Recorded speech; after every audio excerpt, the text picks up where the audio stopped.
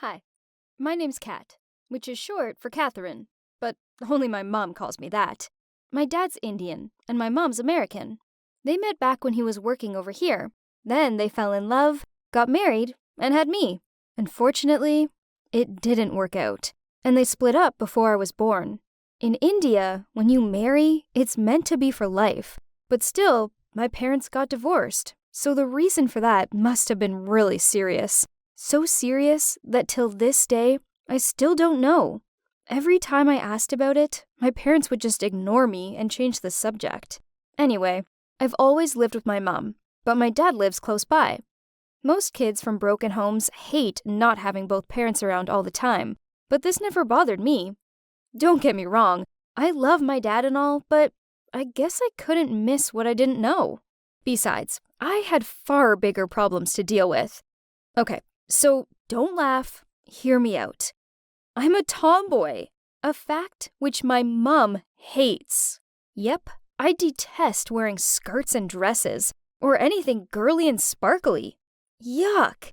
Give me basketball shorts and a baggy t-shirt any day. Also, I don't understand why some girls spend ages doing their makeup. Why would I want to make myself look like some living doll just to impress people? Please. I didn't get on that well with other girls. I guess I just had nothing in common with them. I didn't care about shopping and watching rom-coms. Nope. I'd much rather be kicking a ball around or playing video games. My best friend's a boy called Harry, and I've known him for forever. He's the one who taught me how to ride a skateboard. Talk about an adrenaline buzz. Now I pretty much go everywhere on one. I'm like a real-life Bart Simpson. For my whole life, my mom's given me disapproving looks. From the time when I only invited boys to my 6th birthday party, tore the arms off the dolls she gave me, and point-blank refused to move when she booked me in for ballet classes. I just wasn't a tea time with dolls and teddy bears kind of girl, and I didn't understand why she couldn't just buy me trucks and action figures instead.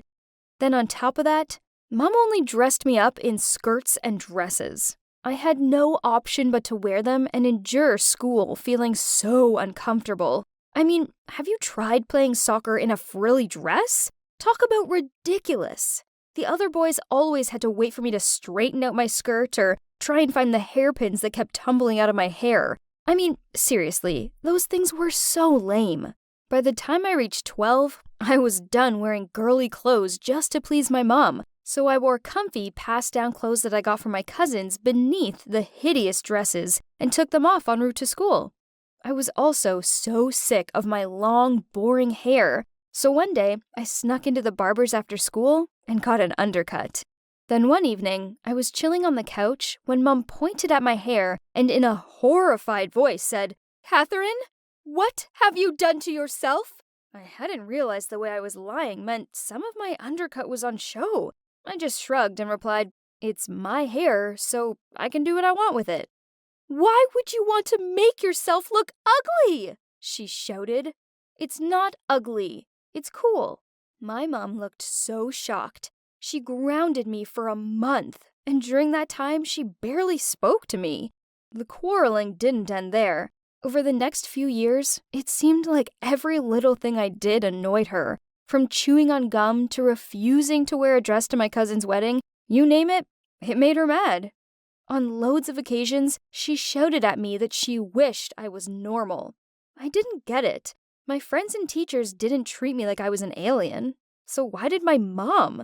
One time, when I was about to leave and go and skateboard with Harry, she actually accused me of being a lesbian. I just rolled my eyes at this.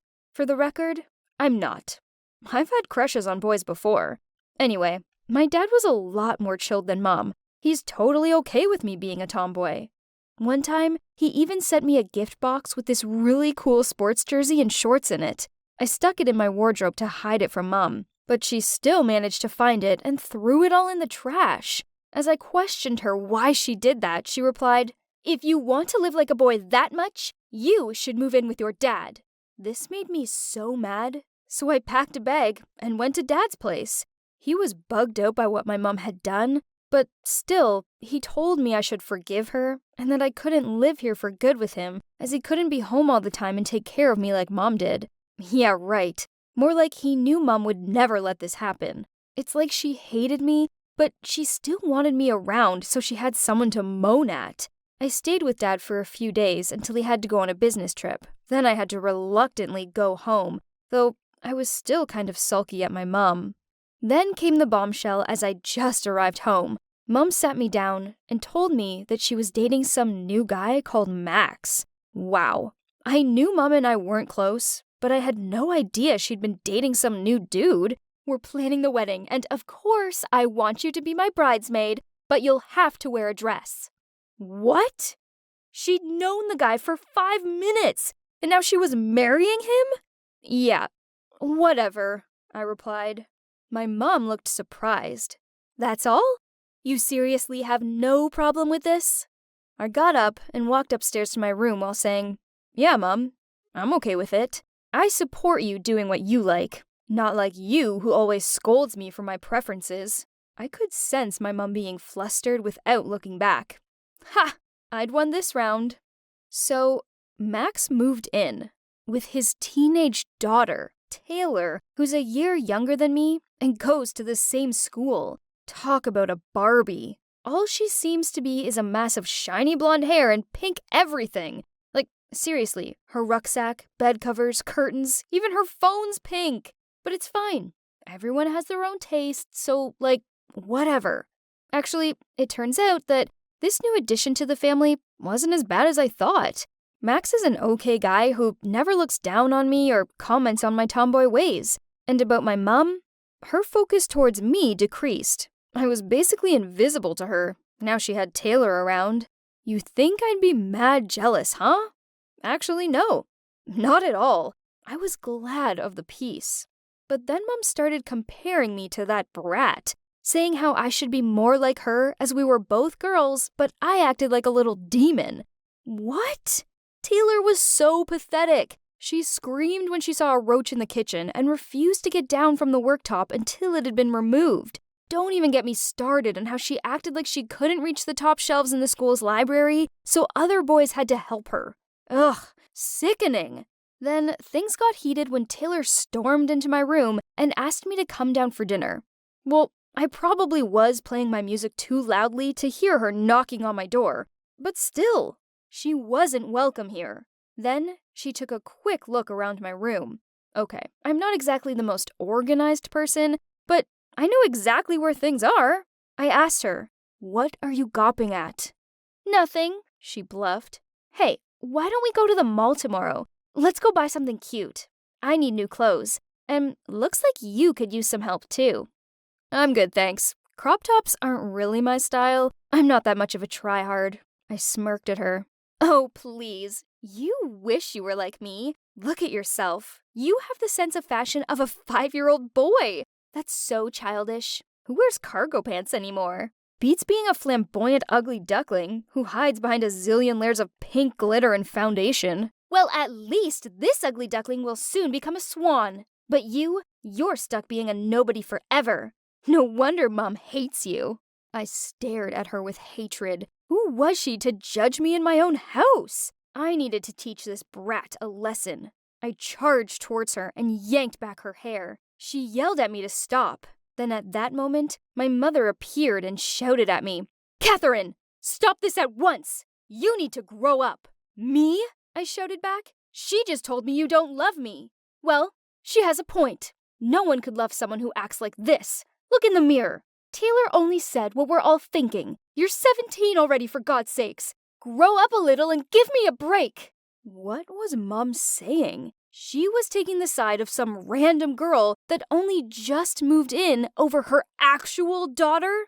Great. There's zero use fighting with these close-minded morons. I let go of Taylor and pushed her and my mom out of my room, screaming at them, Fine! You two go and live happily ever after in your pink, fake, girly world. Then I slammed the door in their dumb faces. I was so done with them. I was so done with everything. Hey, it's me, Kat. I'm back to fill you in on the next part of my drama-filled life. So, me and my mom have never got on that well. She hates my tomboy ways and wishes I was a girl. So when her new fiancé Max moved in with his Barbie doll daughter Taylor, Well, my mom instantly loved her more than me. During an argument, she even told me that she couldn't love someone like me and that I should grow up. How could my mom say that to my face? And especially in front of that little brat Taylor. I was so angry that I shut myself in my room that night and skipped dinner. But then, around 3 a.m., my stomach wouldn't quit growling, so I snuck down to the kitchen, and surprise, surprise, there was no leftover food for me at all. Great. Clearly, they didn't view me as a part of this family anymore, and wanted me to starve to death. I couldn't fall back asleep after that. So as soon as the sun came up, I called my best friend Harry up early. He answered the phone half asleep. What? I told him to rise and shine, as I needed saving from my nightmare of a home life. Oh, and I also told him to bring food. He muttered out "Yeah, fine." At least leaving early meant I wouldn't have to face Mom and Taylor. As soon as I got into Harry's car, he threw me a sandwich and asked what was wrong. And I told him how Taylor's basically Nightmare Barbie. He grinned at me. Yeah? What'd she do? Steal all your food? Trust him to make a joke out of my distress. Anyways, I told him everything that had happened while munching on the sandwich. He replied, "Come on, Kat. Like you're gonna let some 16-year-old get the better of you? How about I come over after school and suss out the situation? I'll fight off this kid for you." I jokingly replied, "Okay, I guess that might help keep the peace, as for some reason my mom seems to like you."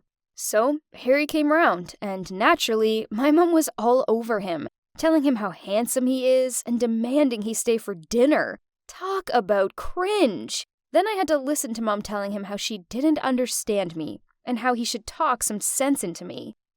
Hello? I was still in the room. Then Taylor arrived home all shiny-haired and girly. I swear my mom's face lit up just by seeing her. And worse still, so did Harry's. Ugh! Oh, Harry, have you met Taylor? Kat's sister. She goes to the same school as you guys. Hi, Taylor. I've definitely seen you around, but I didn't know you were Kat's sister. She wouldn't tell me. He elbowed me while being all smiley to her. In that whiny voice of hers, Taylor replied, "Nice to meet you, Harry. Are you Kat's boyfriend?" We all burst out laughing. Then my mom chimed in, "Honey, I wish, but no. Your sister seems to be allergic to love. But you two would make a lovely couple." What on earth? They both laughed, and Harry replied, "I'd love to, but such a pretty girl like Taylor wouldn't lay an eye on me." Great. Thanks, Harry. As if Taylor isn't big-headed enough. I slyly kicked Harry's leg and gave him a dirty look. After dinner, me and Harry went to play video games in my room. As soon as I closed the door, he told me that Taylor seemed all right. Was he blinded by her Barbie looks or something? I was so mad that I slammed down my games controller and told him he sucked. Ugh! Why did everyone treat me like such a joke? So, what if I didn't dress up girly? I still had feelings. They knew nothing about me. I actually had a huge crush on this boy at school called Garrett. He was on the boys' soccer team, and he was so talented. I totally swooned out loud when he scored 3 goals in a row. I usually didn't like jocks. As a member of the girls' soccer team, our teams often trained together, and I had to put up with them showing off to impress girls, while in reality, they couldn't actually play, and they skipped practice all the time to go partying. Garrett was different. He totally shined amongst those useless guys. I took the initiative to talk to him. Turns out, Garrett and I had loads in common. We instantly clicked and talked non-stop about soccer, skateboarding, and other stuff. Okay, so there was one problem. He seemed to be interested in the cheerleader type of girl. Once he even admitted his celebrity crush was Selena Gomez. Yeah, I know. She's as girly as you can get. That got me thinking a lot. I definitely wouldn't change who I was, but maybe a little makeover wouldn't hurt, right? I told Harry about it, and he just told me it was stupid, and he wasn't really supportive, which was strange for him, but whatever. So Harry worked evenings and weekends at the burger joint in the mall. I knew it was just so he could check out the girls going into the clothes shop opposite. I knew if I was going to win Garrett's heart, then I'd need to change my style, so I started visiting Harry more often at work. I'd sit there munching on free fries while watching the girly girls shop. so I could get the gist of the in-trends and stuff. Then I stole my mom's lip gloss and some glittery eyeshadow and put it on for school. I even started wearing this plaid purple skirt Mom bought for me. I mean, at least it was sort of edgy, right? Though I had nothing other than my collection of oversized tees to go with it, but whatever. It was girly enough. OMG. Wearing a skirt is hard work. I couldn't run as fast or jump up to grab something off the top shelf. I also kept on forgetting I was wearing a skirt and sitting with my legs apart. Oops. My plan was working, though, as Garrett started sitting with me and Harry at lunch. Oh, and one time when I was struggling to run in a skirt, he passed me his jacket to tie around my waist. It gets even better. He invited me to his soccer team party. OMG! Talk about hitting the jackpot. This meant he liked me, right? That was it. I decided that the party will be my grand finale. I'd get a total makeover and confess my feelings to him while there. Finally, the day of the party arrived, so I put my awesome plan into action. Okay, so Mom's lousy makeup just wasn't cutting it, so I went into the drugstore and used up the testers. I even packed a pair of Mom's high heels with me. Now all I needed was a dress. Obviously, I wasn't going to buy one for keeps. No, I'd wear them for the party and return it the next day. All of my spying taught me one thing. Floral print was the in thing right now. So I bought this flowy floral dress in my size and went to the mall restrooms to try it on, so I had more privacy. I put the high heels on and zipped up the dress, but it seemed a little tight. Jeez, talk about tiring. I could barely reach the zipper on my back. After, 5 minutes of struggling, I was impatient and used up all of my force to pull it up. Done. Finally! But, uh-oh. My hair was stuck in between the zipper. Ugh, stupid long hair. I began to panic. I was completely stuck.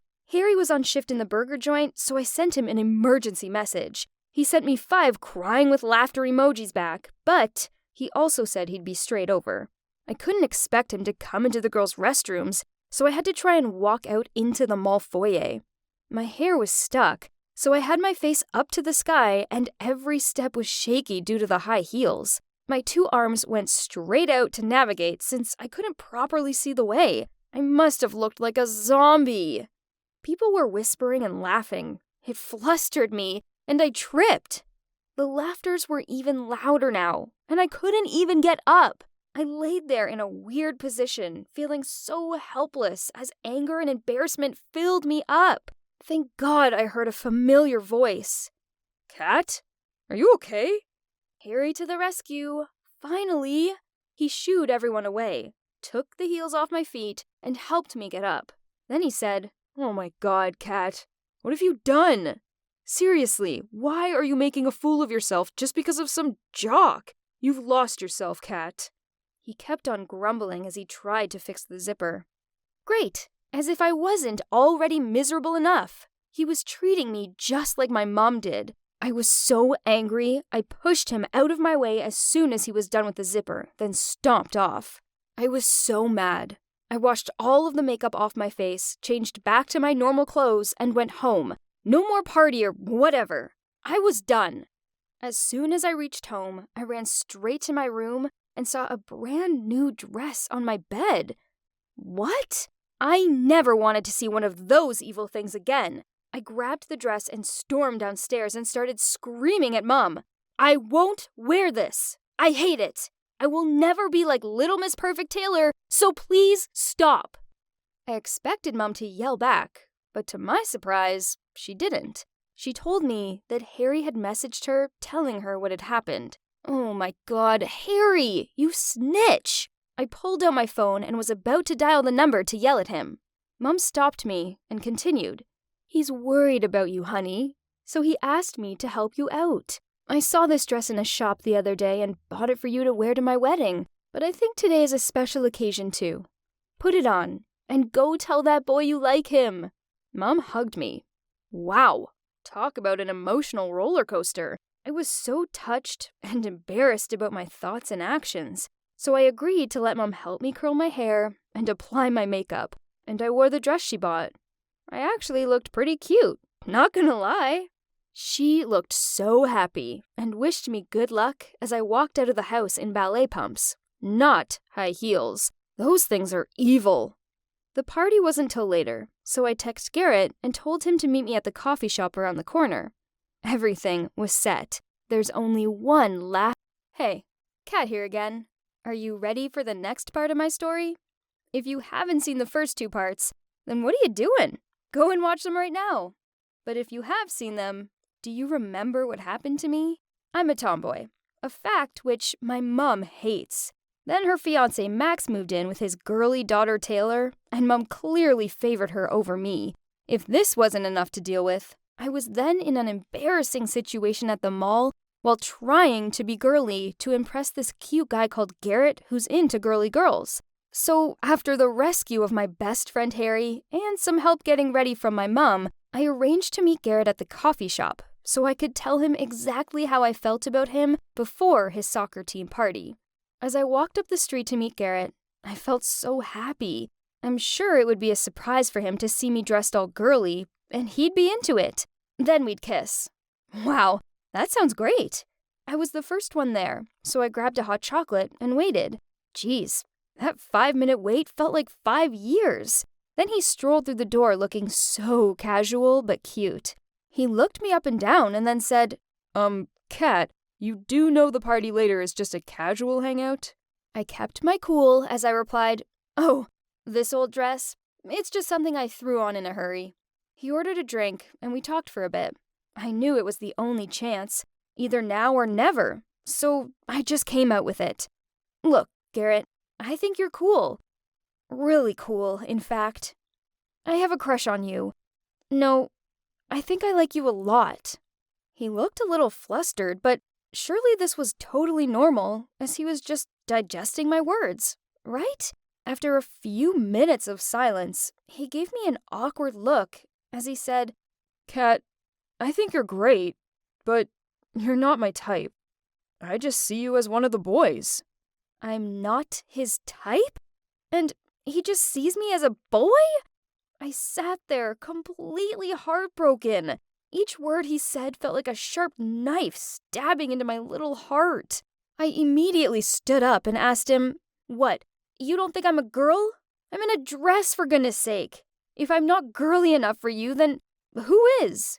He seemed a bit confused by my question, then reluctantly replied, I'm into gentle girls who need me to protect. Like Taylor, for example. She's your sister, right? Could you help me and Taylor become a couple? What? Not only did he have the cheek to publicly reject me, but now he was admitting to me that he liked that Barbie doll? I yelled at him. You have to be kidding me.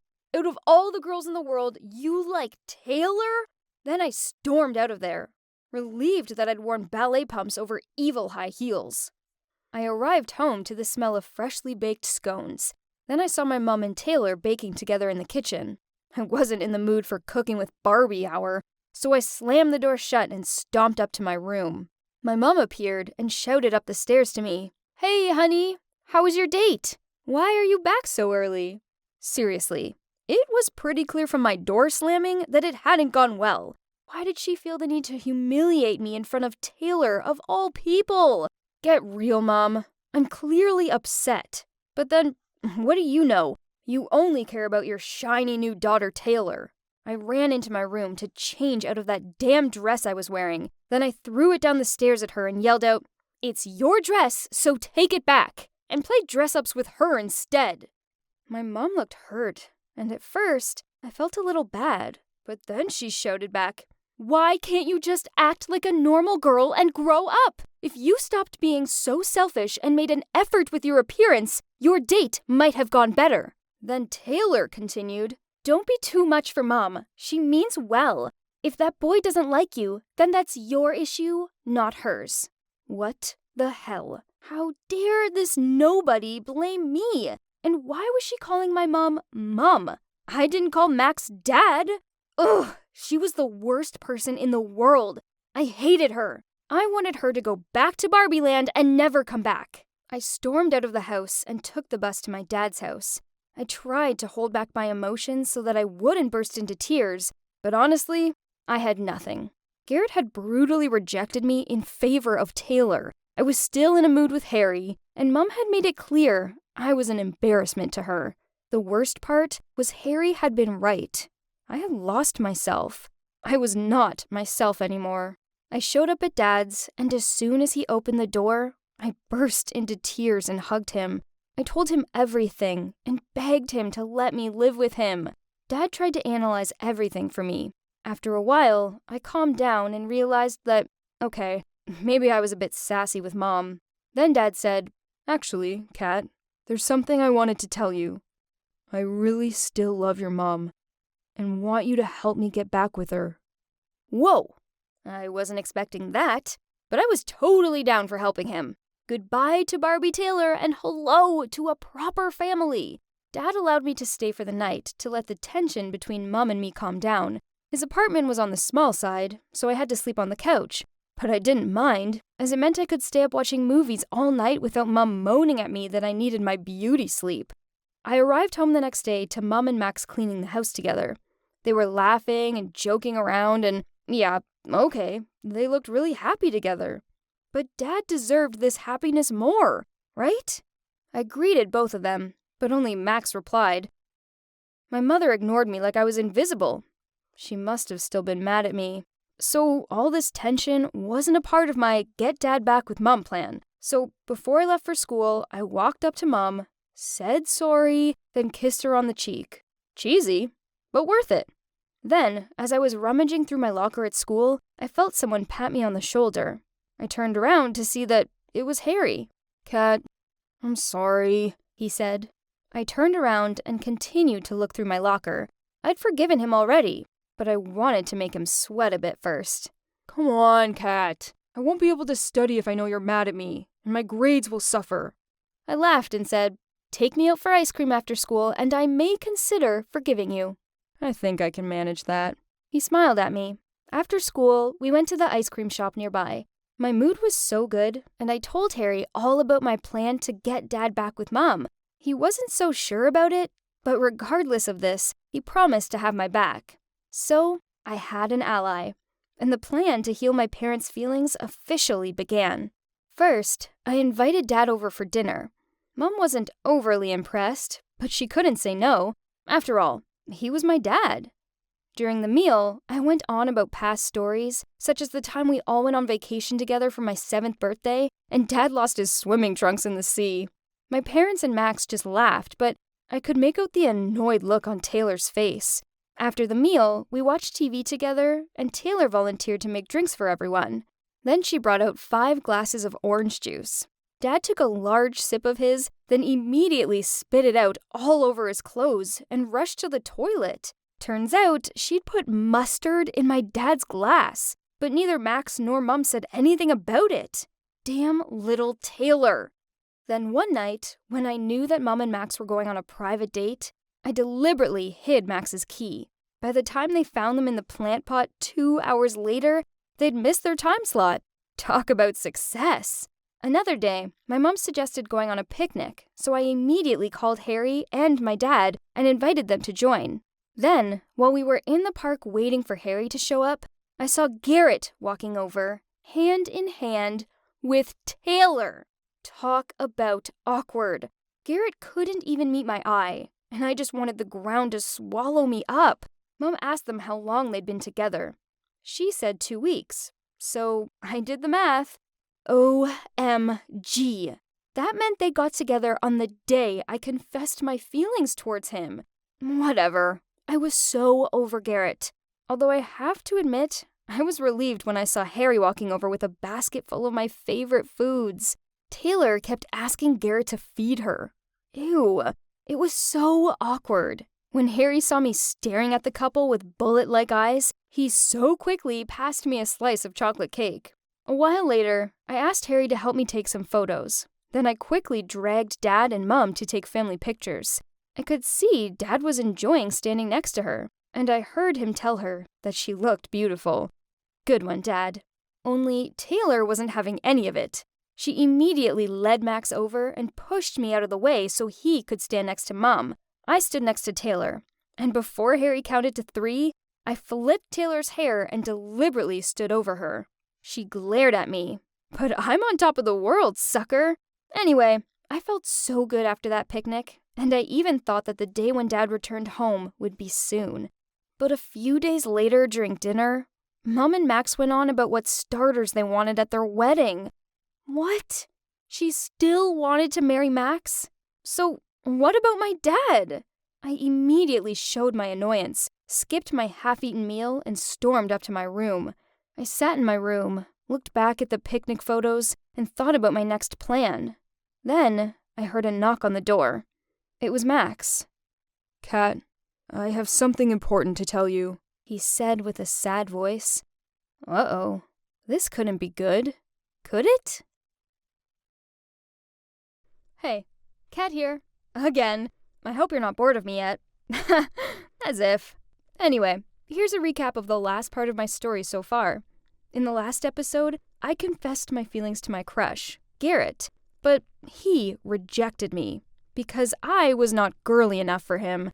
To make it even worse, he said he liked Taylor and wanted me to help them become a couple. I couldn't believe it.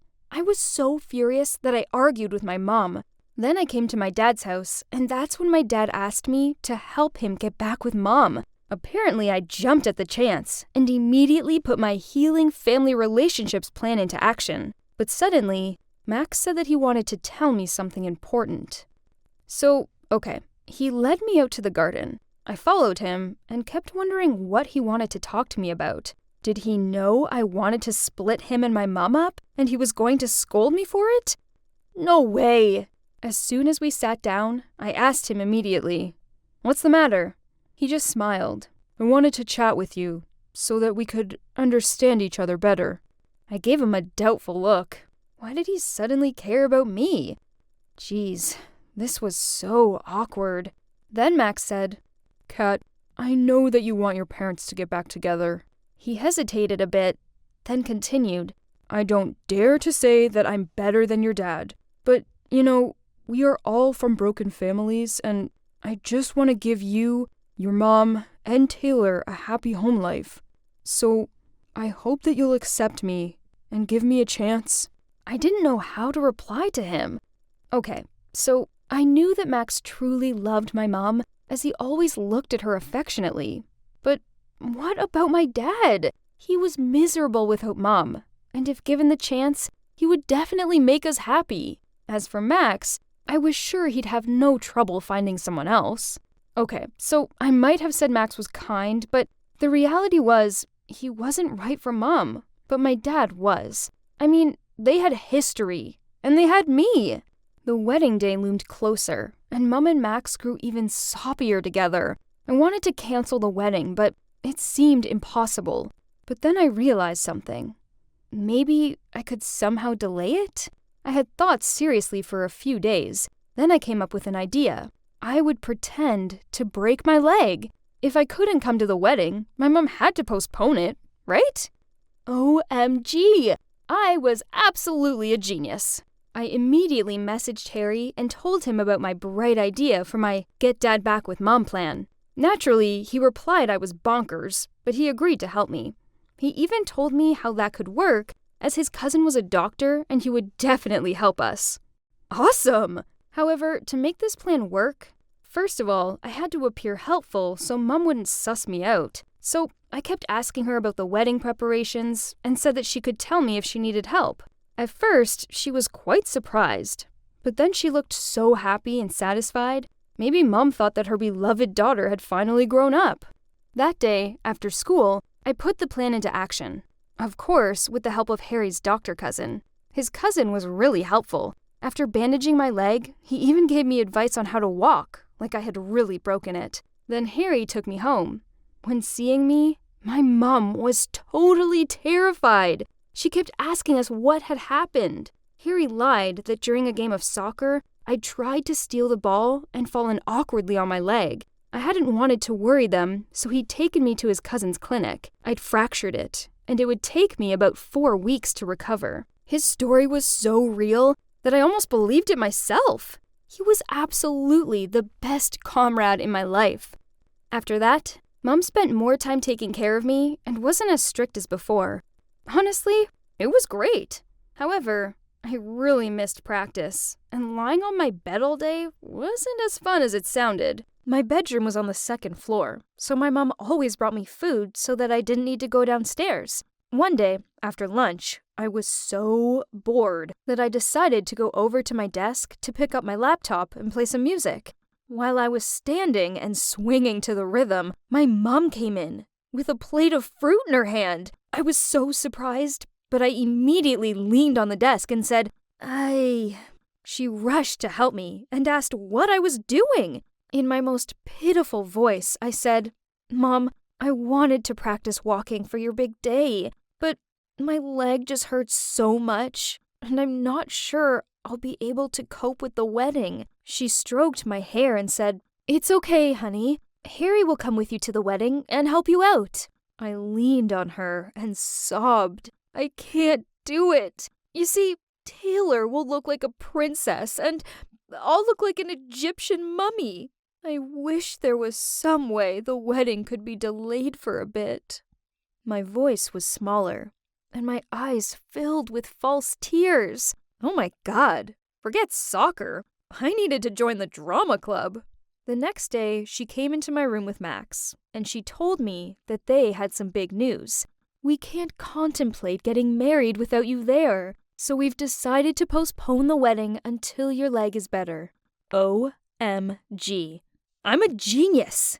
But I tried not to look too excited. As soon as they left my room, I messaged Dad and told him the amazing news. Then I told him that I'd given him more time, but he needed to up his game. After that, Dad dropped in all the time, with the excuse that he wanted to check on me. But the problem was that Max was always around, so Dad couldn't have any private time with Mom. Cue the next step of my plan. I told my mom that I wanted to move down to Taylor's bedroom as her room was on the first floor, so I could walk around the house and get some fresh air. She agreed Taylor and I could switch rooms. But I begged again. No way! Taylor stole my crush, and now she's gonna live in my room? It's too much to even think about. Why don't you tell Max and Taylor to move out for a while? At least until my leg's better. Whenever I see Taylor running and dancing around, it bugs me out. She's so insensitive. Mom looked flustered, but she tried to keep calm and persuaded me to exchange the room with Taylor, just until my leg was better. At that point, Max came in. Turns out, he'd overheard our conversation. He turned to her and said, "Mary, I think Taylor and I should go and stay with my parents for a while. Then, when Kat's all healed up, we can come back." Mom's eyes filled up with tears, and I did feel a little bad, but when I saw him kiss her on the top of the head, I just felt annoyed.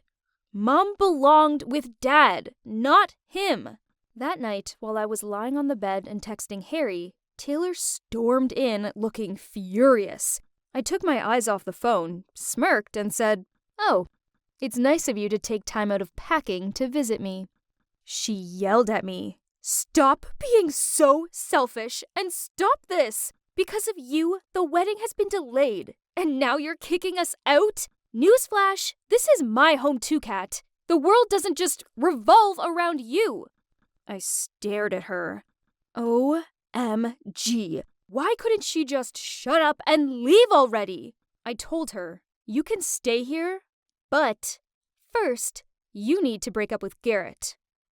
She was furious and ran out without saying anything. Finally, Max and Taylor moved out. Plus, Harry told me that Taylor had broken up with Garrett. Oh my God, that feeble girl was so docile. Life was pretty awesome, but I couldn't wait to lose that itchy bandage. Dad popped by loads to take care of me. He even brought some cherry cakes and tulips, my mom's favorites for her. I felt like after all these storms, my family were finally reunited. Then, after a whole agonizing month, it was time for the bandage to go.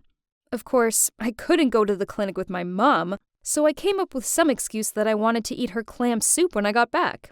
It worked, as she called Harry to go with me. When the bandage was removed, I cheered, and Harry laughed at me. "I hope it was worth it, Kat. he said. It totally was. I winked at him. I arrived home expecting Mom to greet me excitedly, but she wasn't in the kitchen. I heard voices coming from upstairs, so I stealthily put my ear against the door and heard Mom's voice. "We're over, Satya! How can you beg for me back after what you did?" Then I heard Dad reply, I'm so sorry. It was all my fault. I should never have forced you to have an abortion just because the baby was a girl. But you know the pressures of having a son in India. Moreover, then there were your complications. You had one chance at having a baby. That's why I thought holding out for a son would be better. But that was the past. I've changed now.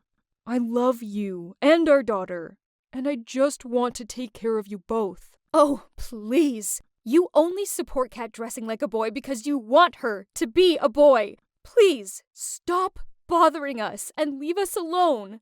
What? Turns out, Dad had never truly supported me. He just wanted to have a son? He was the one who didn't want me to exist in the world. All along, he was the villain, not Mom.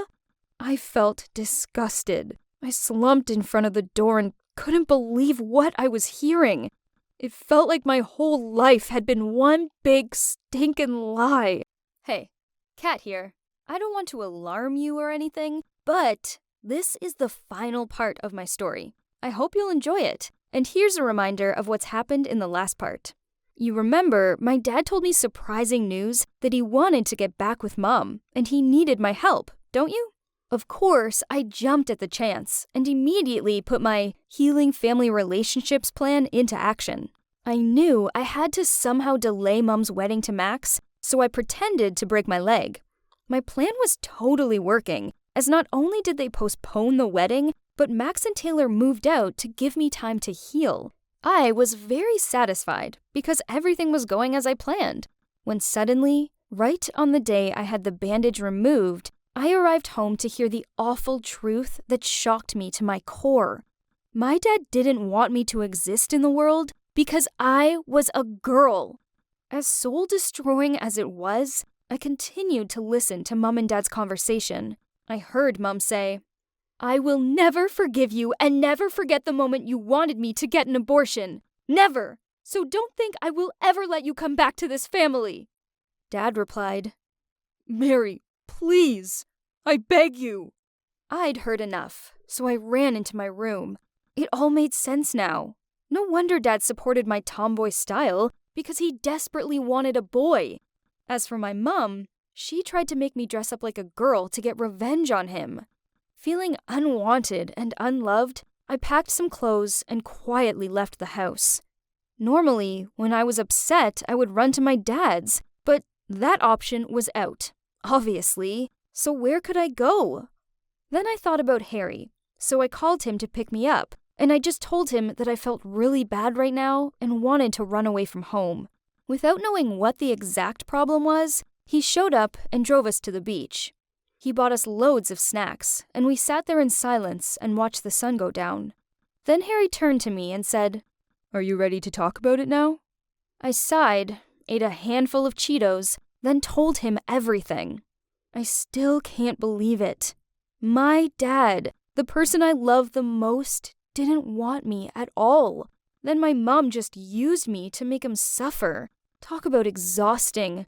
It's best if I disappear from their lives. It's not like I'm wanted here anyway. Harry listened. He looked shocked, but he didn't interrupt me. Then he patted me on the back and pulled me in for a big hug.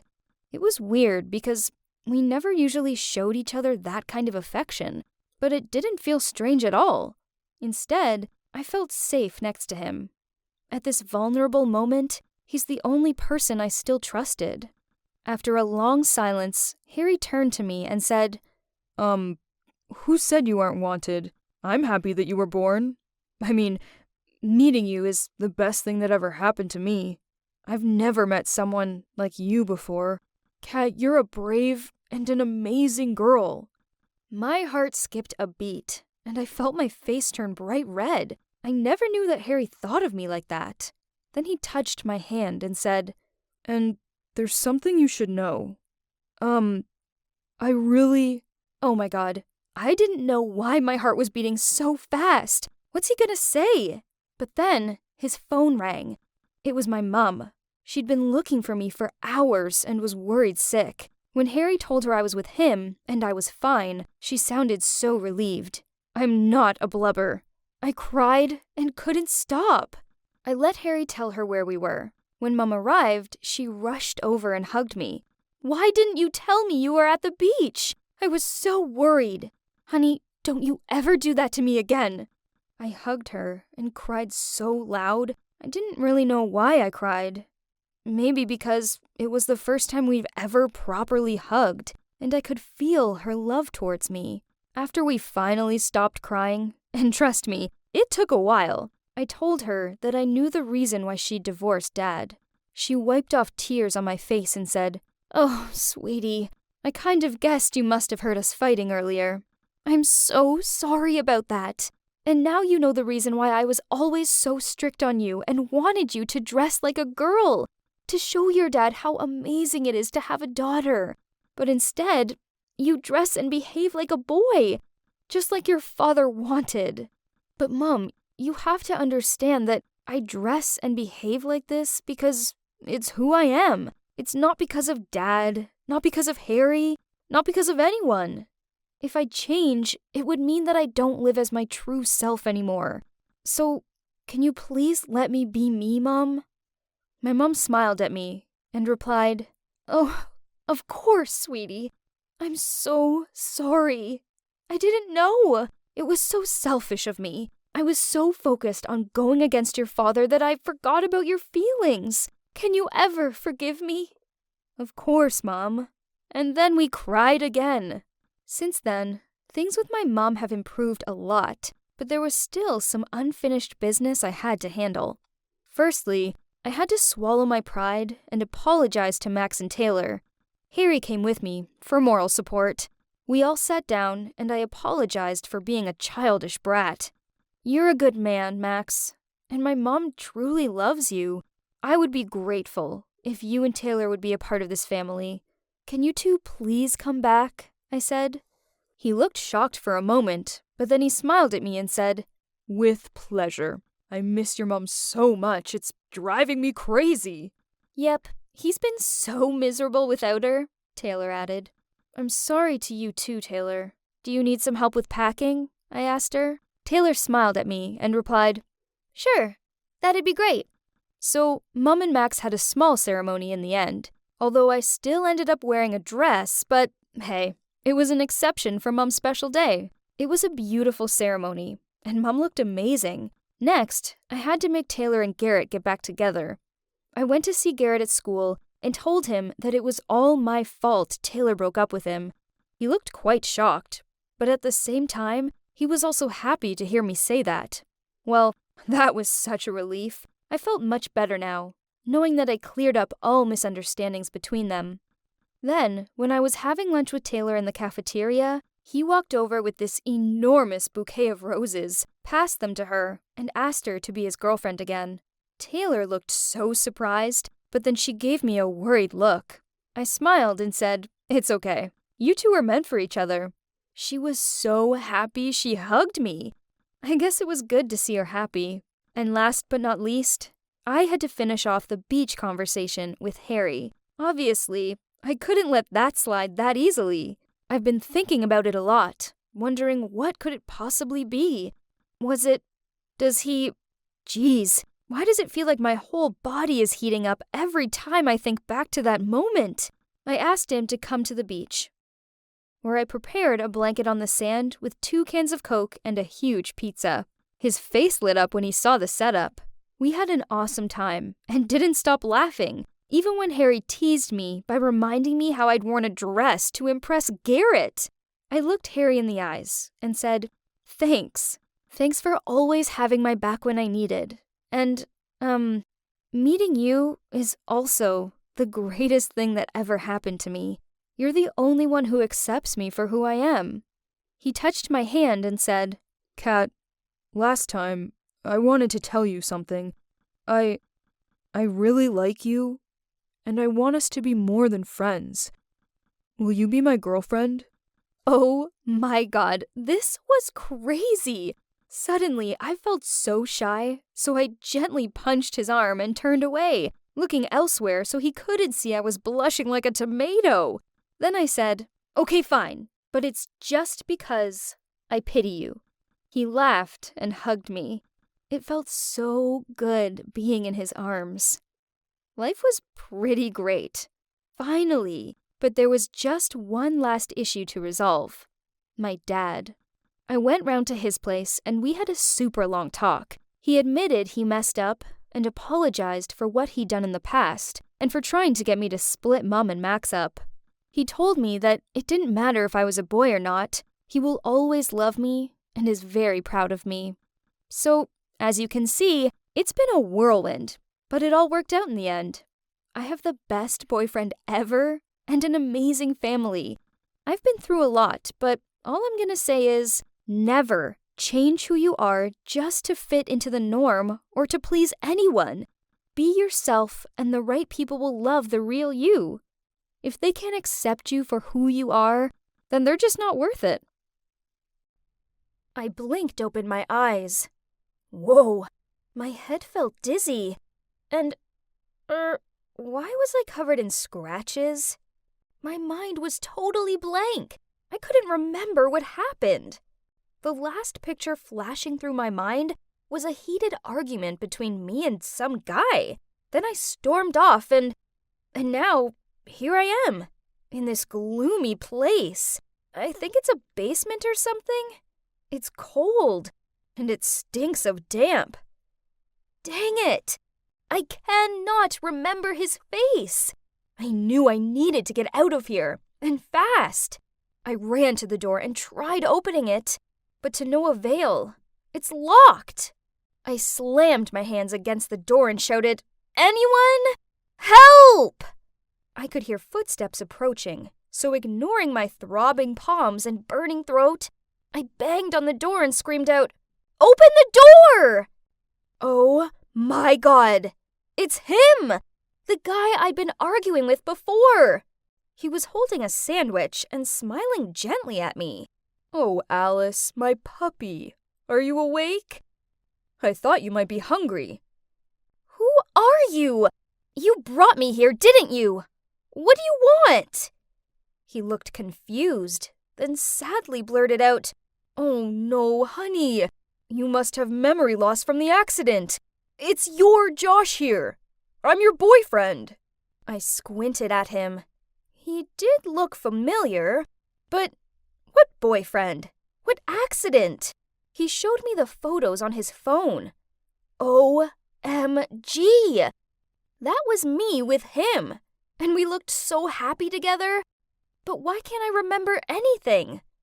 I hit my head with my hands in frustration, while Josh just stood there against the wall staring at me and giggling. So maybe this Josh guy was my boyfriend, but that didn't explain why he'd locked me up in this dungeon. This wasn't a normal boyfriend thing to do. I rushed to the door, but he grabbed me in his arms. "Let me out! You definitely have some wicked intention going on bringing me here." I scowled. Oh my gosh, Alice, you've been watching too many movies. Do you really not remember anything? I gave him a clearly not look, then folded my arms. I guess the accident was pretty intense. We argued, then you insisted on driving while you were drunk, and then caused a fatal accident. Never mind. I think we shouldn't go in too deep about that right now. It must be traumatizing for you. But that's why I decided to bring you here, so the cops wouldn't arrest you. What? Why couldn't I remember such a horrible thing? But looking at all the wounds on my face and body, maybe everything was exactly like what Josh said. No! I have to confess. I stuttered in tears. Are you crazy? Do you want to go to jail? But... Alice, no buts. I'm gonna protect you and keep you safe. This was a lot to process, so in a moment of panic, I found myself agreeing to his crazy plan.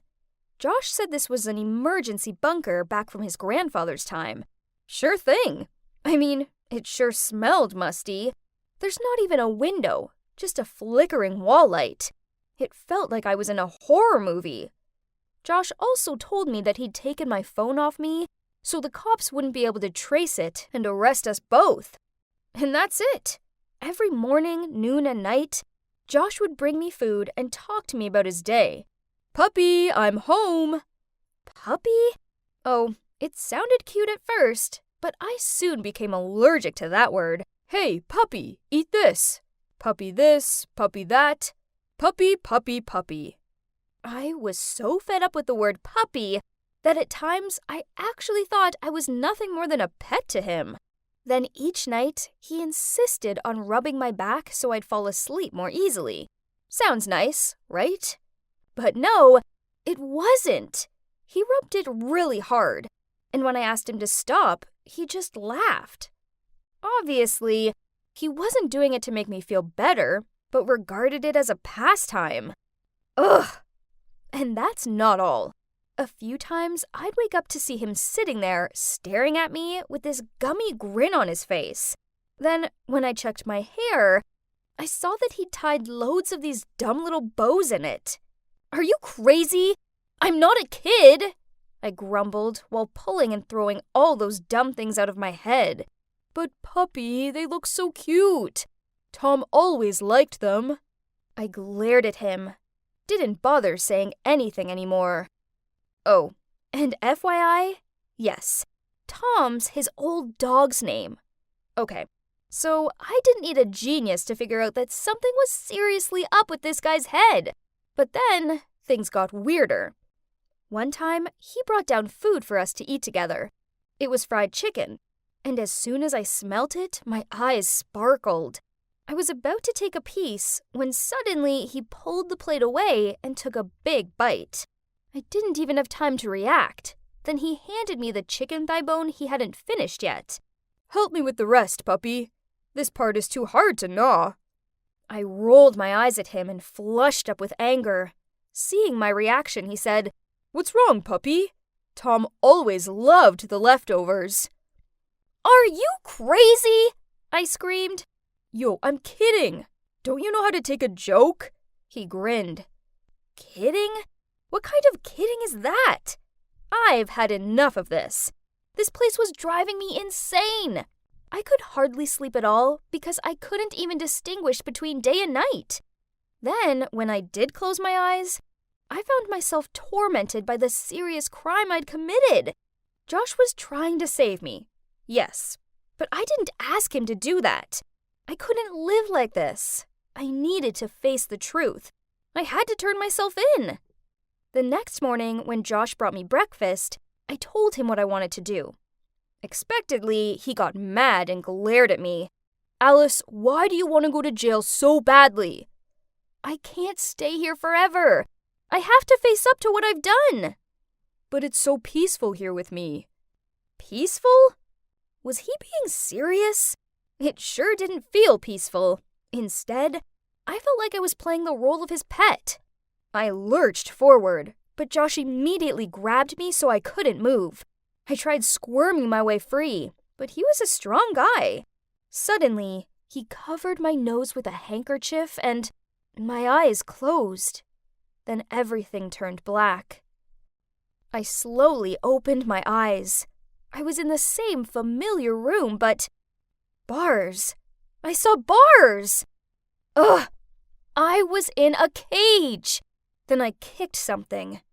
It was a water bowl! "Puppy, you're so naughty. I can't lose you, so I've put you in here." He grinned at me as he handed me a sandwich. I chucked it away, then screamed at him to let me out. Seeing this, he immediately left and returned with a bunch of plush toys and dropped them in the cage. "Hope they'll make you happier." Then he tried to stuff the sandwich into my mouth. Furiously, I took a bite and spat it in his face, then sneered while throwing the toys at him. Jeez, some of them even squeaked. "Wow, okay." His demeanor changed, and his eyes turned scary. "If that's what you want, don't blame me later." Things were different after that. Each day, he only gave me a bowl of those gross-smelling biscuits, then he'd just sit there gawping at me. At first, I refused to eat them. But in the end, I was so exhausted that I gave in, even though I'm pretty sure they were dog biscuits. Ugh! I realized that resisting him wasn't benefiting me at all. It was only making him act more horrible. That's when a genius plan popped into my head. So the next time when Josh appeared with the biscuits, I smiled sweetly at him and said, "Josh, baby, it's been so long since we've been on a date. How about you go and get us a bottle of wine, and we can spend some quality time together?" His eyes lit up, and of course, he agreed without hesitation. He hurried off to get the wine.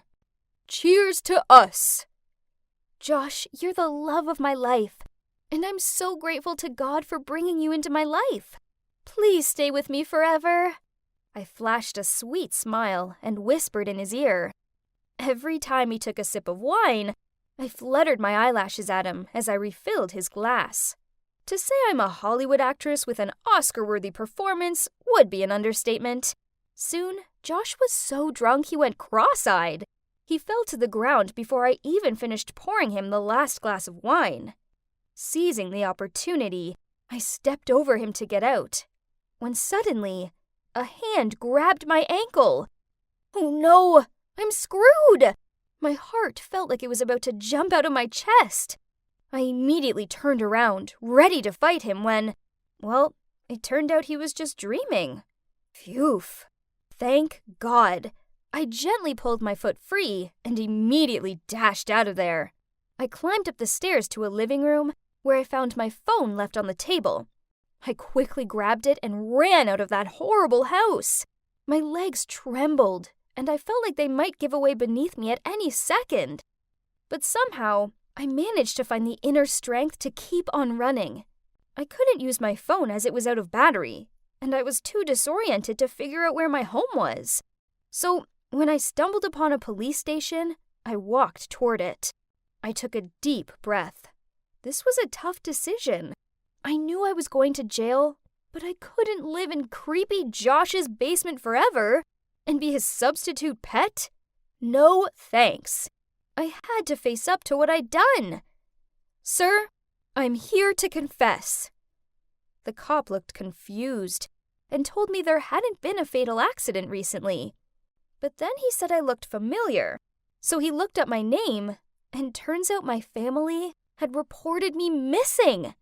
That liar Josh had tricked me.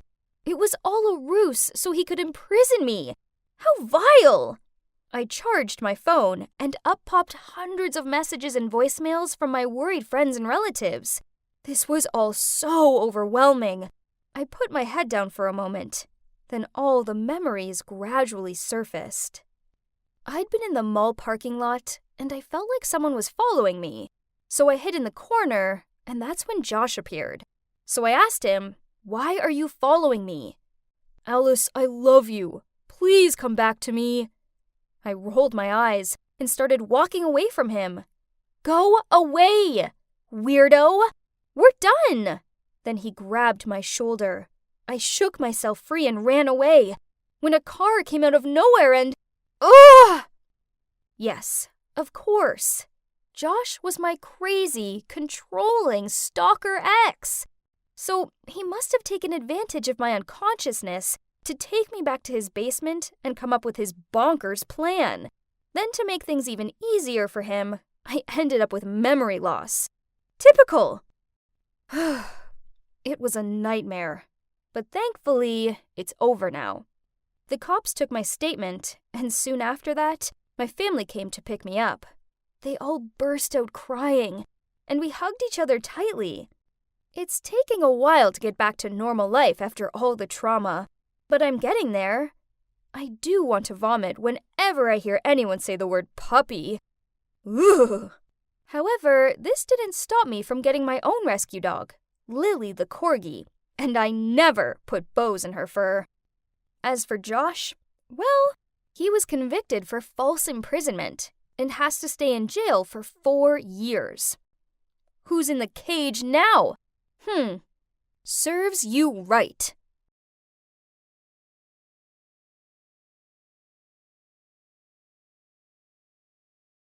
Oh my God, Evan, let's get married on April 3rd. What? Are you serious?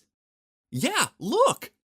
Then she waved her phone in my face. On the screen was some article about choosing special dates to get married. It's 04/03/21. We could get married anyways, right? So why not choose a unique date? And you'll never forget our wedding anniversary. But babe, that's 3 days away. How are we going to arrange a wedding in such a short time? She jumped to her feet. We will marry on this special date. Then she ran off upstairs. She was kidding, right? As this idea was insane. Oh, by the way, that was Mila, my girlfriend. And I'm Evan, and we've been dating for over a year now. I didn't give any more thought to her mad idea, but then later I saw her making all these calls to wedding locations and everything. And that's when I realized she wasn't kidding. Unsurprisingly, all the local wedding venues were fully booked for that date. So Mila came up with a crazy plan. We would drive to the wedding capital of the world, Vegas. My God, this was lunacy. But Mila wouldn't take no for an answer, so it was settled. We were going to Vegas, baby. There's one problem. We live in Alaska, so the trip would take us about 2 days and 16 hours. We called into work to take a few days off, and then we woke up super early and began our long journey to Vegas. I have to admit that I was kind of excited about our adventure, but little did we know how many ridiculous situations we would come across on our way. We started the journey at 5:30, and only a few hours in, Mila got peckish, so she started munching on our snack supply. Later on, I was craving potato chips too, so I asked her to feed me some. But to my horror, none of the snacks were left, and we hadn't even crossed city limits yet. That's not humanly possible. Then, when we reached the highway, she suddenly said she needed a pee. I stopped at the nearest service station, but she didn't go to the restroom. Instead, she turned to me and said, Actually, since we're here now, why don't we go grab some lunch? Excuse me? But it was 10 a.m. And didn't she just eat all our snacks? I knew it was pointless arguing with a hungry girl, so I just followed her. After that, we hit the road again. I was getting a bit bored, so I reached for my phone to turn on some Post Malone. But Mila stopped me and said that she had something far more interesting. The audio novel To All the Boys I've Ever Loved Before. Jesus. It was so boring that it almost sent me to sleep. So for the safety of our lives and the lives of other drivers, I decided to stop at a motel to get some sleep. Besides, I couldn't endure hearing any more of Laura Jean and this guy Peter. The next day after breakfast at a diner, we were walking to our car when Mila suddenly saw a pregnant woman loading stuff into her trunk. She immediately ran over to the lady, then told me to do the heavy loading while she just stood there and chatted to her. Suddenly, the lady touched her stomach and said that she wasn't feeling well. Oh my God, don't tell me that she was gonna... Oh boy, her water broke! Quick, we need to get her in your car and take her to the hospital! My car? What if the baby comes out? But Mila didn't listen and was already helping the lady get into the back seat. My God, I hope the baby didn't slip out too soon or else I'd have to burn my car. Let me drive. You sit in the back with her. Her husband isn't here, so she needs a man for emotional support. What? That sounded absurd, but there was no time to argue.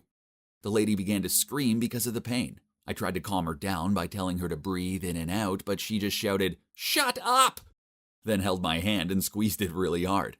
Oh my God, she was going to break my fingers like toothpicks. It hurt so much I began to scream with her. Thank God we got the lady to the hospital on time. Phew, I couldn't imagine what would happen to my hand and my car if the baby had arrived any sooner. So the journey continued. As we were driving through Fort Nelson, I saw a guy holding a sign asking for a ride to the nearest service station. Of course, I ignored the dude and wanted to drive past him, but my girl Mila over here just couldn't seem to brush that aside. She made me stop the car and warmly welcomed him into our car. Ugh, that was so annoying. While I was driving, I smelled something really awful. My God, it was so smelly that I couldn't breathe. It had to be this dude. I gave Mila an angry glare, but she just gave me a guilty smile back. Well, at least she had to suffer too. I had no choice but to open the windows on a highway. Mila clutched her head as she shouted, "Are you crazy? Close the windows! The wind is ruining my hair!" Oh my God, was her hair more important than her nose? Thank God, after 30 minutes, we reached a service station and the guy got out of my car. I went to the restroom to freshen myself up, and when I came back, Mila was nowhere to be found. I was about to call her, but oh man, I left my phone in the car and she had the keys. After 45 minutes of searching, I gave up and went back to the car to find her sitting there, her arms folded as she glared at me. Where have you been? You do realize we have a tight schedule to keep." What? Was she serious? Then I suddenly heard someone coughing in the back. I turned around and to my horror saw a little boy sitting there. Why was there a kid in my car? Mila explained that his school bus had left without him and we needed to take him to his camping location. Not again, Mila. Why does she have to be that sweet little angel who couldn't help but have to help everybody? But my God, now there was not the time to be Charlie's Angels and rescue that little kid. I told her, and she immediately accused me of being heartless, cruel, and everything. Jesus. That's the third person I'd given a free ride to today. As I was driving to the camping location, the kid suddenly felt nauseous. I shouted at him to hold it as we were on the highway, and it was impossible to stop. But he started to make vomit sounds. Mila freaked out, so she grabbed something and let the kid throw up in there. After I found a place to stop, I turned around and saw that Mila threw all my stuff out and used my precious Nike duffel bag as a vomit bag. That's it. I'd had enough. So I shouted at the kid, "Get out of my car!" He got so scared that he ran out and started crying really loudly. That wasn't cool. He's just a scared little kid. How would you like it if your school bus left you behind? Okay, maybe I was a bit harsh on the kid. You can't blame me. It'd been a long couple of days and that was my favorite bag, but still, I went outside to comfort the kid. "Hey, please don't cry. I'm really sorry for earlier. I didn't mean to shout at you. I'm just really tired from all that driving." The kid stopped crying, but still looked very scared of me. So I said, "Hey, if you give me a smile, I promise to buy you some candy later." He immediately smiled and hugged me. Oh great, I was sure Mila didn't wipe his mouth clean after all that throwing up, as I got some vomit stains on my shirt. But hey, the hug kind of felt nice. We dropped the kid off and his teachers were very grateful. But because of everything we'd been through today, there was no way we could rest in a motel and make it on time to Vegas. So the only option was to drive through the night, so Mila took the wheel so I could catch some Z's. A honking sound startled me and I sat up and saw that we were going at a snail's pace. "Mila, what's wrong? You're driving slower than my granny." "I think we're lost." "What? Why didn't she wake me up?" Then, oh no, we suddenly heard a cop siren. And guess why we were pulled over? Yup, for driving too slowly in a 60-mile-an-hour zone. My God, I was freaking out. But Mila turned to me and said, "Just keep quiet and I'll do the talking." She opened the window and began to speak in a weird way. "Hi, officer, did I do something wrong?" "Can I see your license, please?" "Oh, yeah, absolutely. Here you go, Officer Good-Looking." "It's Goodlin." "Oh, sorry, my mistake. Please don't look at my picture. I was having a bad hair day when I took it." Oh, dear God, was she actually flirting with the cop? He looked at her license with a frown on his face. Oh, no, we'd end up being locked up. "Well, Miss Forrester, I think you look great in this picture. I'll let you off with a warning this time, but please be more careful. Driving at 20 in a 60-mile-an-hour zone is more dangerous than it sounds." Oh my God, thank you so much. Today must be my lucky day. I'm stopped by not only a very handsome but also kind-hearted officer. If I don't get married tomorrow, I will definitely get your number. My God, I think he gets it. After that, I didn't talk to her the whole night. How could she flirt with another man right in front of me? And now we had less than 16 hours to get to Vegas and get married. So we grabbed a quick breakfast from a diner, then carried on driving. On the plus side, we finally crossed the Canadian border. We were in Montana, baby. Then Mila turned to me and grumbled out, "FYI, you forgot to close the window again." Anything could have crawled inside while we were at that diner. Ugh, was she serious? I didn't have the time nor the patience for this, so I just nodded to let it go. We sat in silence, but suddenly I heard squeaking. No way was that Mila. Oh my God, something must be in my car. I pulled over and looked in the back seat to see a skunk jumped out right at me. We both screamed and got out of the car. While I was trying to think of a way to get rid of it, Mila suddenly pointed. Do you realize the car is rolling down that hill?" I turned around and the car was really moving. I must have forgotten to pull the handbrake. We chased after it, but luckily it rolled into a muddy patch. I looked inside and phew, at least the skunk had gone. I tried driving away, but the car made an awful sound and only seemed to sink lower into the mud. So I went outside to push the car, and Mila switched to the driver's seat, but then mud splashed everywhere. And when I say everywhere, I mean everywhere. I called out for her to stop, but guess what? She didn't hear me over the music, she just had to play. Unbelievable. While here I was, covered in dirt. But, well, as annoying as the loud music was, the weekend's blinding lights kind of boosted me up somehow, which made me push the car as hard as I could. And yes, it got out of the mud. I was tired, dirty, hungry, and I just wanted to get to Vegas in one piece. Was that too much to ask? I think God heard my prayers, because we made it to Las Vegas, baby. And it was 11:30 p.m. I had about 10 minutes to shower and change, but Mila insisted that we go straight into the chapel. My God, Mila. I looked like I'd been wrestling John Cena in a mud bath. We ran towards the reception, and when I looked at my watch, it was 11:45 p.m. Oh my God, I couldn't believe we'd made it. The past 3 days felt like 3 freaking months. Hi, it's 040321, and we're here to get married. The reception frowned at us, then said, Sorry, sweetie, but it's the 4th. Then she pointed at the calendar on her desk. Huh? Had we jumped time or something? Then I had a light bulb moment. Nevada is 1 hour ahead of Alaska. My God, we totally forgot about that. It was already April 4th. Mila looked devastated, and I was feeling a bit down about it too. But if I really had been a groom with this muddy look, I never would have dared look at the wedding pictures ever. Moreover, after everything we'd been through on this trip, I think it's best we get to know each other a bit more before we get married. I'm already happy with what we're having right now, so no need to rush, right?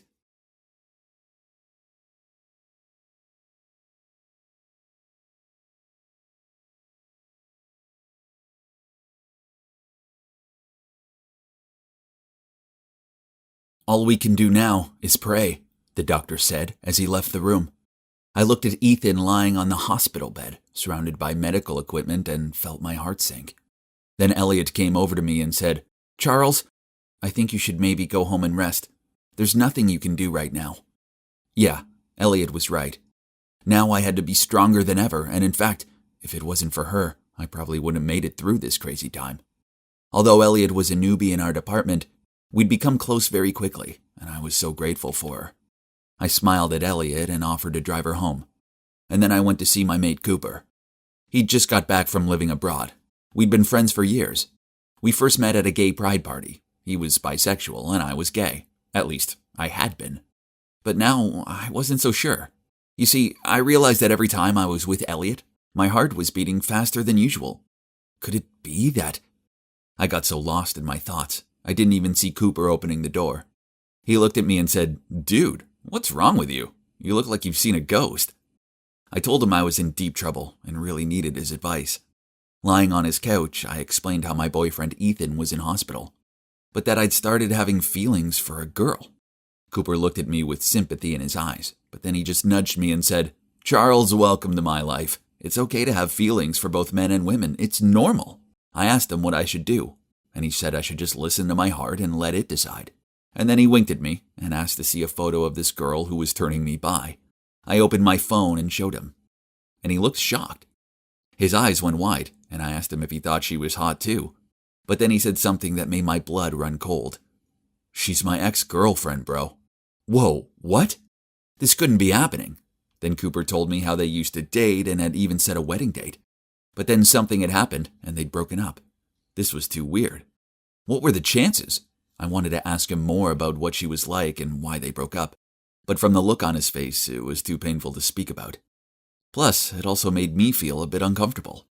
I could barely sleep that night, worrying about Ethan and thinking about Elliot and Cooper. It was all so strange. The next day, when I was concentrating on my work, my manager suddenly came over and said, Charles, congrats. You're doing so well. I didn't expect one of your team members that you managed to get promoted so quickly.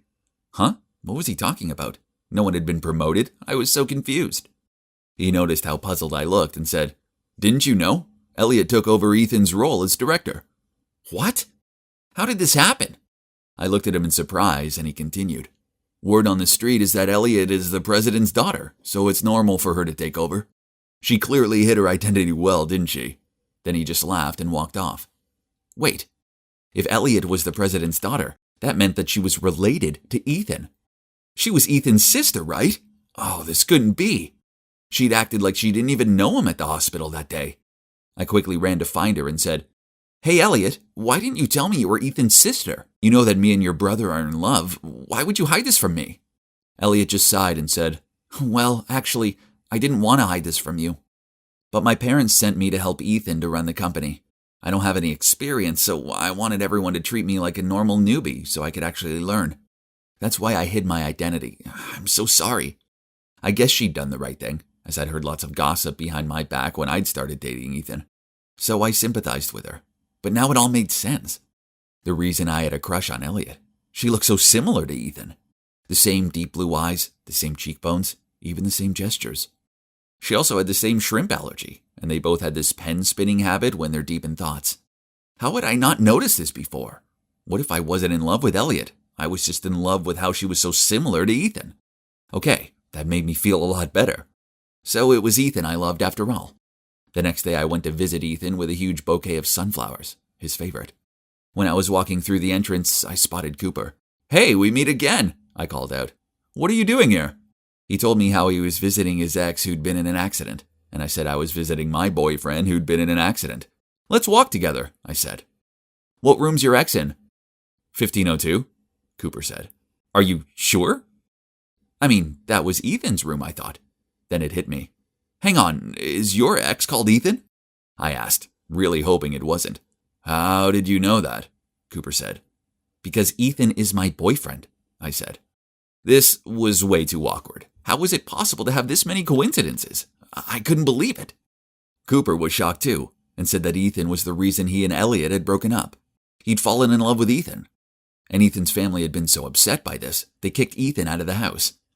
Oh, so that's why Ethan never talked to his family and told me to never ask about them. After that mess, unfortunately, their relationship didn't work out. So Cooper packed up his stuff and decided to go study abroad to start things fresh. Oh man, this was a lot to digest. I couldn't help but wonder how Elliot had felt when she'd found out her husband-to-be was in love with her brother. Cooper and I were so shocked, but not as shocked as we were going to be a moment later. We were about to walk into Ethan's room when we heard Elliot's voice. She was speaking in a mean tone, saying, "Ethan, you just wait. How will you feel when your boyfriend falls in love with me? It'll be painful, right?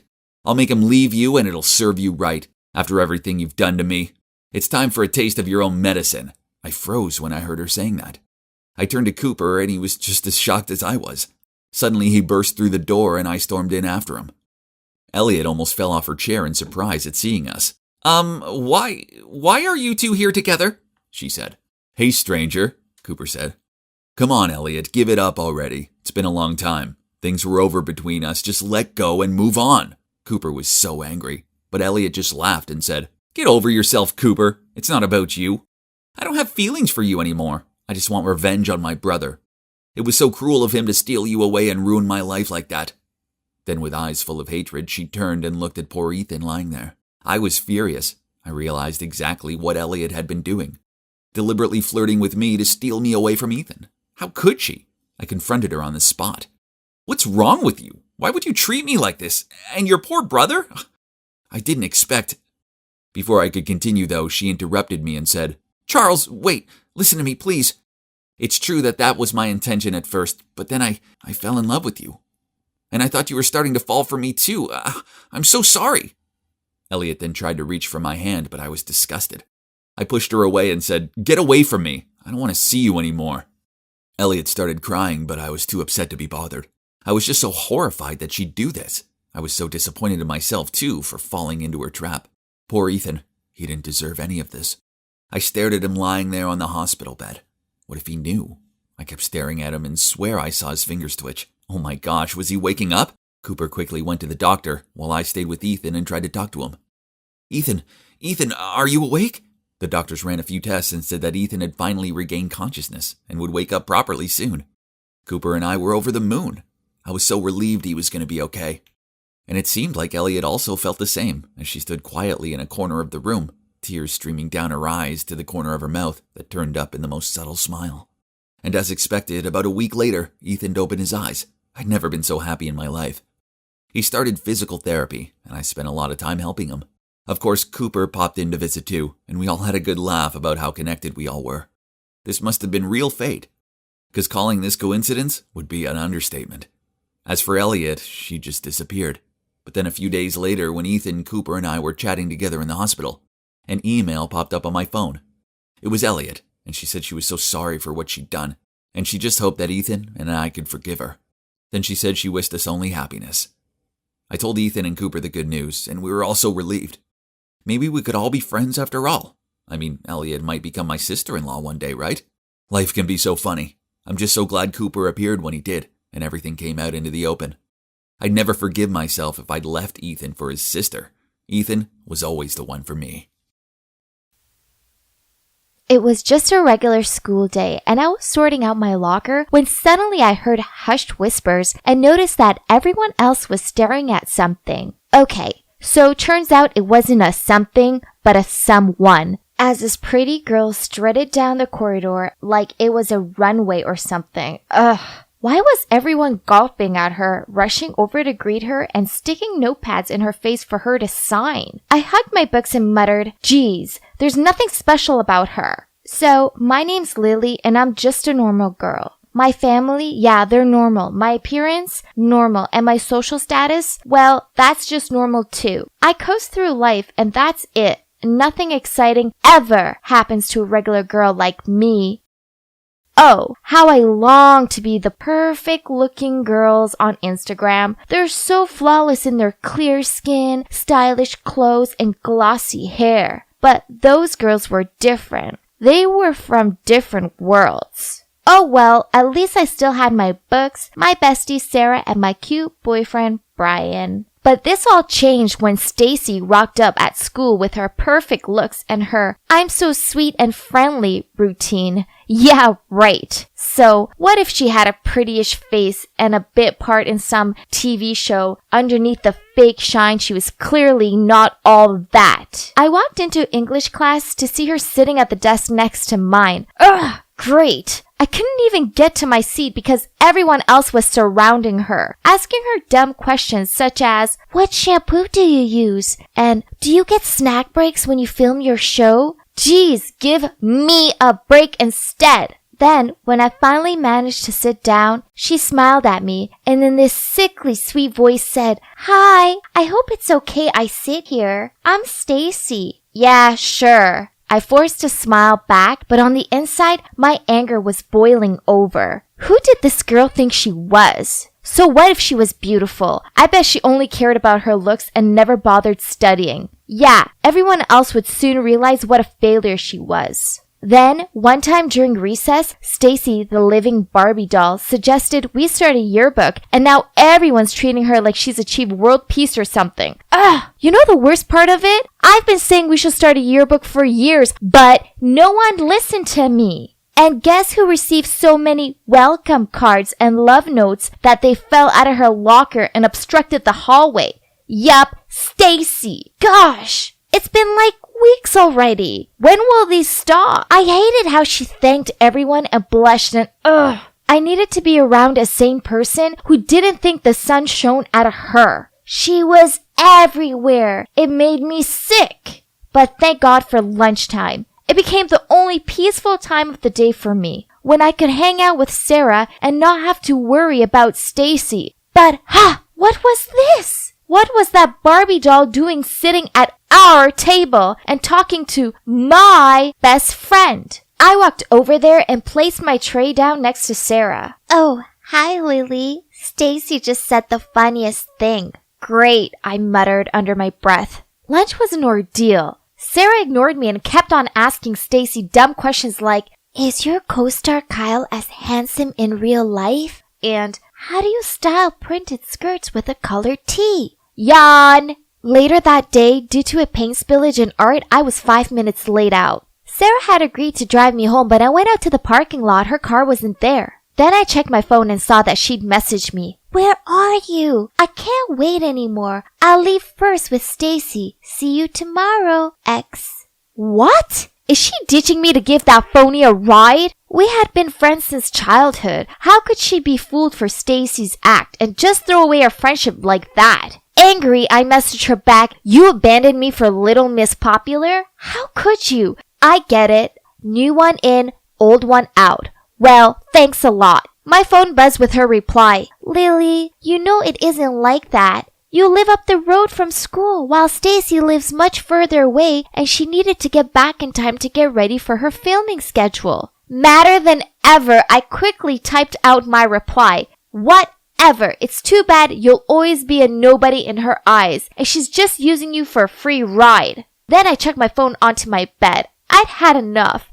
Sarah had made her choice and it was to be friends with that fake over me. Sarah may have fallen into the Stacy trap, but at least I still had Brian, right? One afternoon, I was talking to him out in the schoolyard when Stacy tottered past. Even her try-too-hard walk was annoying. She smiled over my Brian. Then she deliberately tripped up and dropped the books she was holding. I grabbed Brian's arm to stop him from going over, but he shook himself free from my grip and went over to her anyway. I watched him help her pick her books up, and then she blushed and squeaked out a "thank you." She was the worst. When he walked back over to me with this big grin on his face, I couldn't take it anymore. So I blurted out to him, "How dare you leave me to help her?" He gave me a confused look. Lily, I was just helping her out.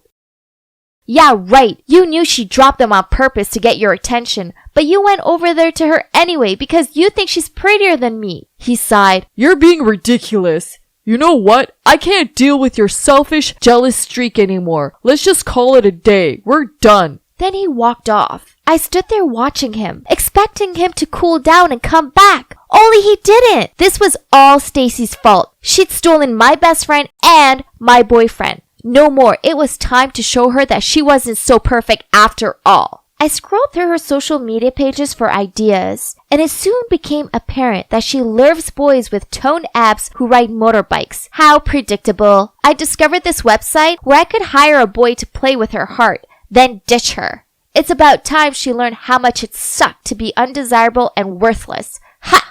I found the perfect guy called Josh. He was 19, a gym addict, and he had a motorbike. Whoa, he was expensive, but it would be worth it, right? I arranged to meet him at the local coffee shop, and geez, he was even more handsome in person. I wished I could use this money to actually make him mine. Sigh. So, the deal is, he's gonna flirt with Stacy, make her love him deeply, and then break up with her. The next Monday, I walked out of school to see Josh parked up to the school gate, holding his helmet and looking like he belonged in a movie. Naturally, every girl was staring at him, but he made a beeline for Stacy. Then, just 1 week later, I saw him picking up Stacy from the school. Whoa! I knew that! I knew I had chosen the right person. Josh was such a lady killer. They looked super close and I had to remind myself that he was just an actor and he was doing his job. Haha! She was gonna be so heartbroken. But a few weeks later, and he was still picking her up. Huh?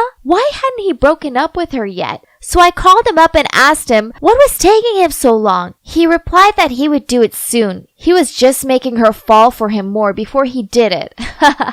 Brutal. Only the weeks passed by and he still hadn't ended it. Then I was walking past the movie theater and I spotted them there, kissing. What? This was not the plan! Furious, I had arranged to meet him the next day at the coffee shop. He walked over and couldn't even meet my eye as he said, I'm sorry. I can't do this anymore. I will refund you as soon as I can. Why? Have you fallen in love with her or something? I said jokingly. There was a long silence. Then he looked down at the table and muttered out, Yeah, I have. Why was I the only one on the planet who saw how fake she was? Thanks to her siren ways, I lost my best friend, my boyfriend, and now my savings. This was it. I needed to confront her. The next day at school, I tried finding her, but she was nowhere to be found. Then, as I passed through the school garden, I saw her sitting there. Gotcha! It's time to tell her exactly what I thought of her.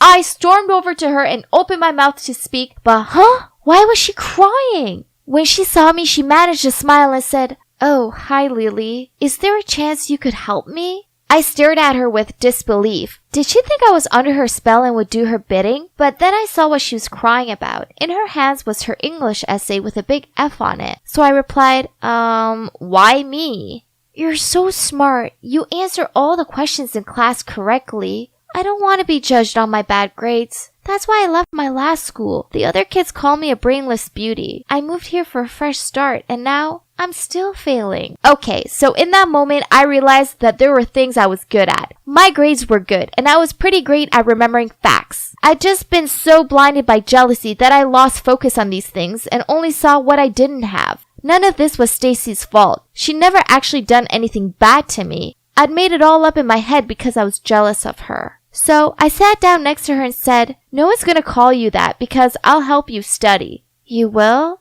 She gave me a hopeful smile and I nodded. "Thank you so much," she flung her arms around me. So that's how Stacy went from being my enemy to my friend. She's actually a really sweet and kind-hearted girl. No wonder why everyone admired her so much. And I was wrong to judge her on her appearance and not give her a fair chance. She's still with Josh and she doesn't know that I hired him to break her heart. But hey, she now has a hunky boyfriend who adores her, so that could be considered compensation, right? Brian and I are still over, but thinking about it, maybe this was for the best. I know I overreacted, but he gave me up so easily, and well, I want to find a guy who won't do that. As for Sarah, I went around to her house with a bag full of her favorite candy, and I apologized for being a jealous jerk. Luckily for me, she forgave me. Now, Sarah, Stacy, and I have become good friends. Sarah and I both help Stacy with her studies, and she gives us fashion tips. And you know what? I've come to realize that I'm pretty after all. I just needed to discover my spark. So finally, I learned that no one's perfect. Perfection is just an illusion. The most important thing is that we feel happy with what we own and never stop improving ourselves. So just be you and let